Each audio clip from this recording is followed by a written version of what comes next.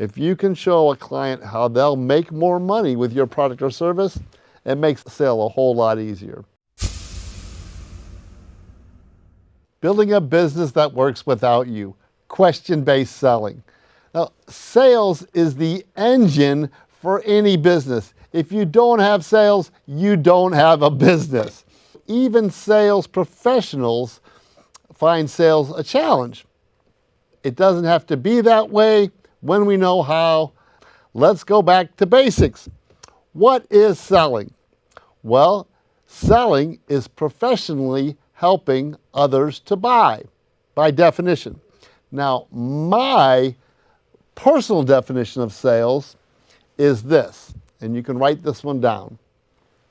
Educating a potential client enough so they can make a conscious decision on whether your product or service will improve their business or life. To me, that's what sales is about. We're about helping people and educating them. If we can't help them, then we probably shouldn't be selling whatever we're selling. What is it? How do we educate them, and how do we bring them up to speed? Professional salespeople do what? They train, they train, they train. If you're not videotaping your sales team, recording them, and providing training for them, then you're going to miss the boat. When I ran a sales organization, we trained at least 2 hours a week. And role playing is one of the best ways to train. So you want to understand your DISC and your VAC, and then the training. You've got to also understand the technical aspects of your product and the sales cycle and what the client's buying cycles are. Now, when somebody buys, do they buy on logic or emotion? Well, some of you engineers out there might say logic, but it's emotion.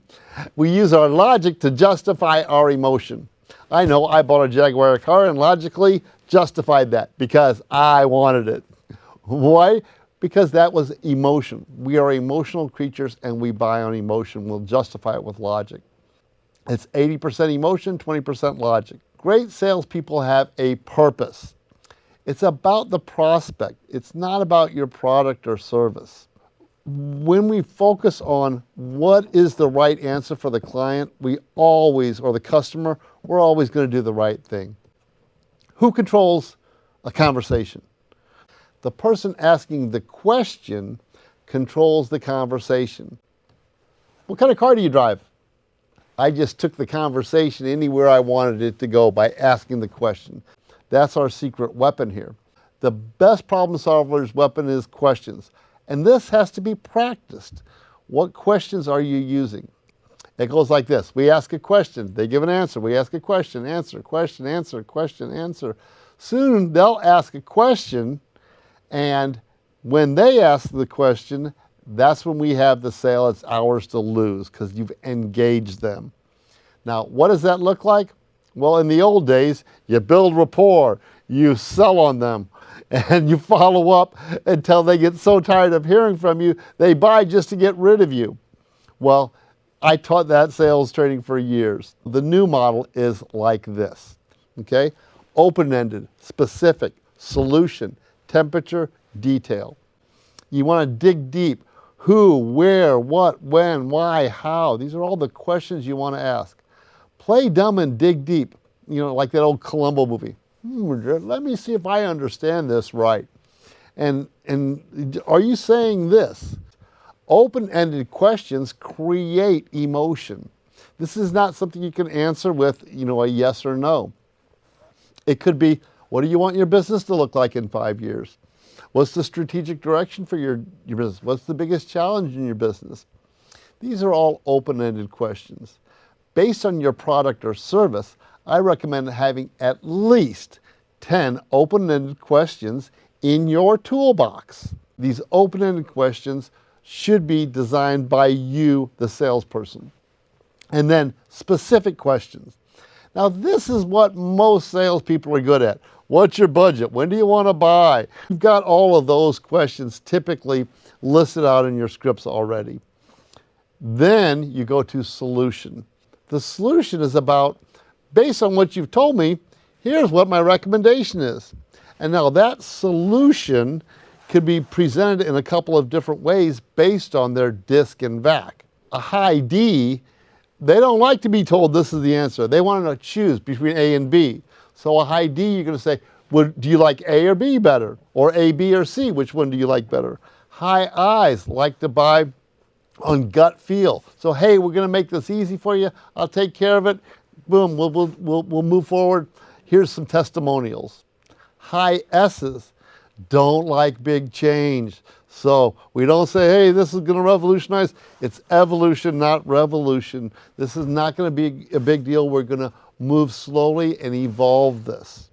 And high C's, they want to know exactly what the details are. And don't get them wrong, because a high C will not trust you again after that.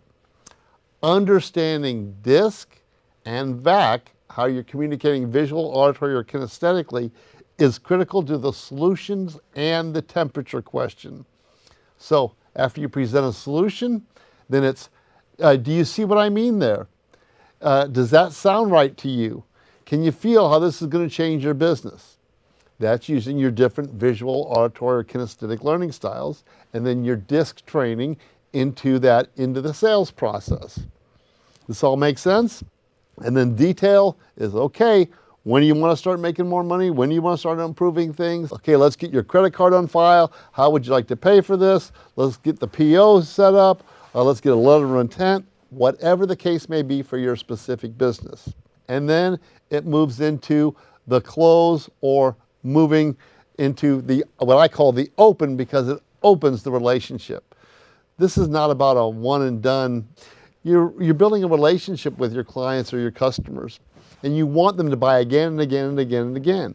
This is how we increase the lifetime value of our customers. You ask a question, you make it okay.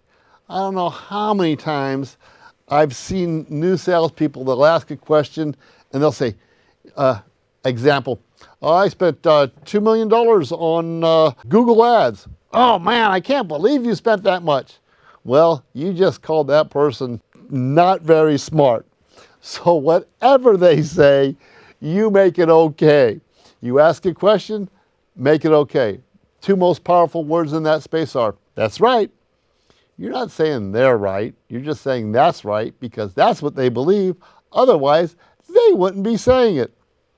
And then quote a story or statistic. 50% of my clients spent $2 million or more. Or, yeah, I've heard that, a lot of people can spend a lot of money there. It doesn't surprise me. Or, a story, I had a client that did this.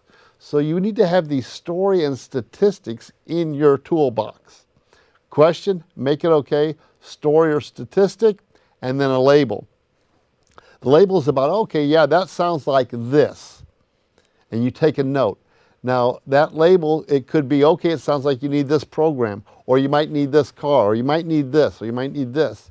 But don't dwell on that, because if they come in and say, well, what do you mean by that? You want to go, hang on, let me just take a note, and I'll come back to that after I got some more questions. And then you ask the next question.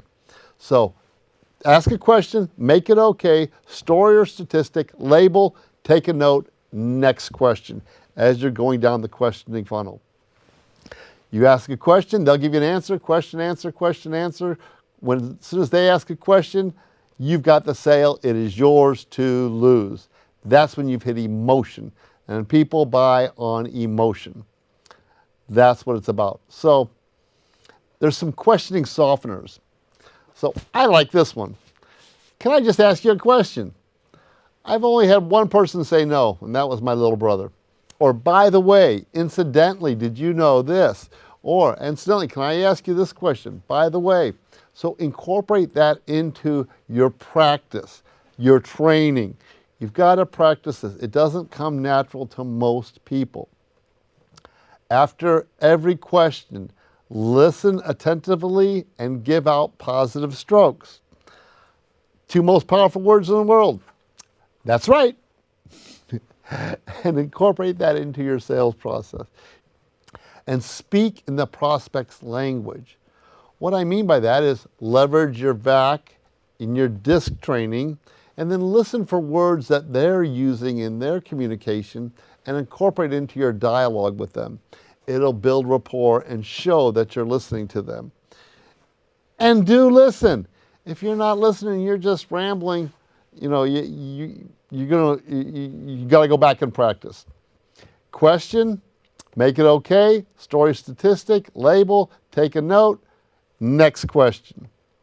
While you're asking the question, give out little pieces of information and talk in the prospect's language. This is that DISC and VAC communication style again. It comes into play and through every sales process.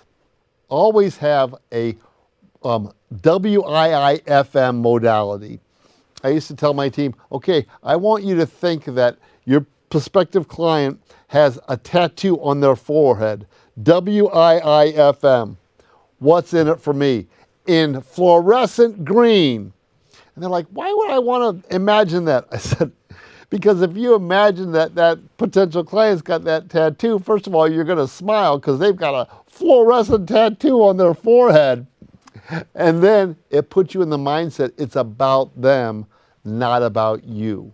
After you've reached emotion and gather enough information, it's based on what you've told me, Jim, Sally, whatever, would you like either X or Y solution?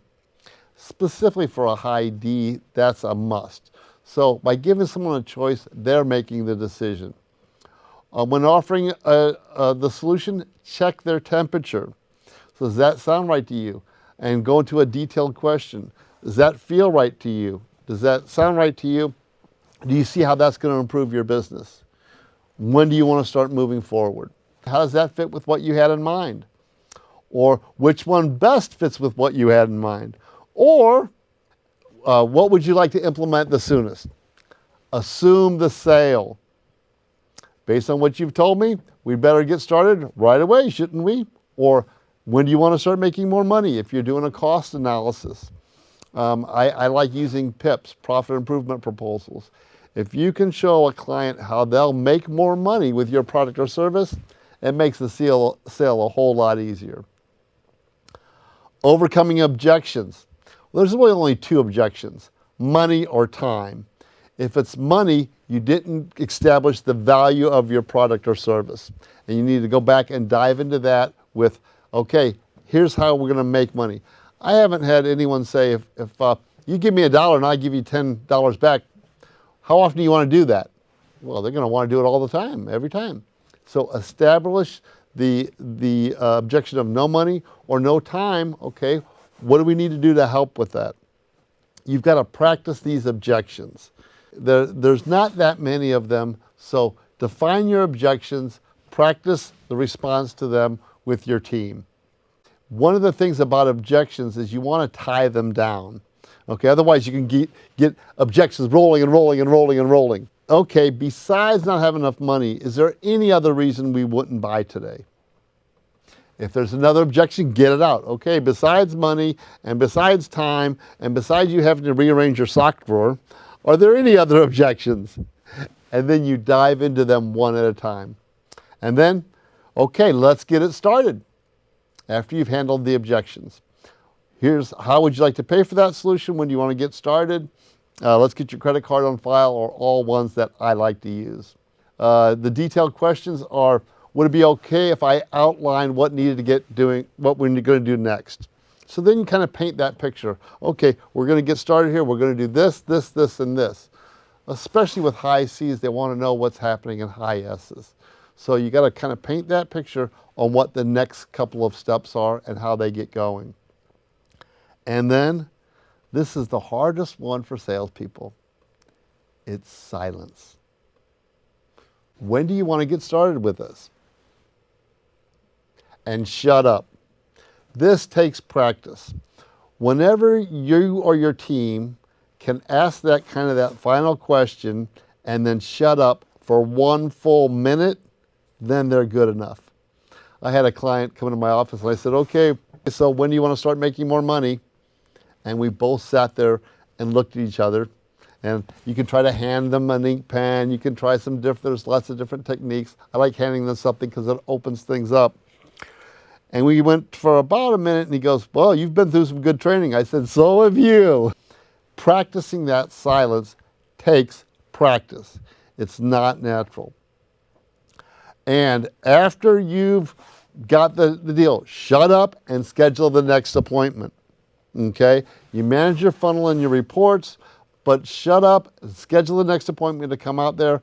I have watched too many salespeople blow a deal at the end and said, oh, I didn't think you were going to sell because of this. And then they do blow the deal. You got the order, shut up, book it, get the next meeting scheduled, and get out of there. That's question-based selling. And when you implement this, your sales cycle will typically get reduced about 30%, and your conversion rate will improve about 30 to 40%. You want to get more sales? Implement question-based selling.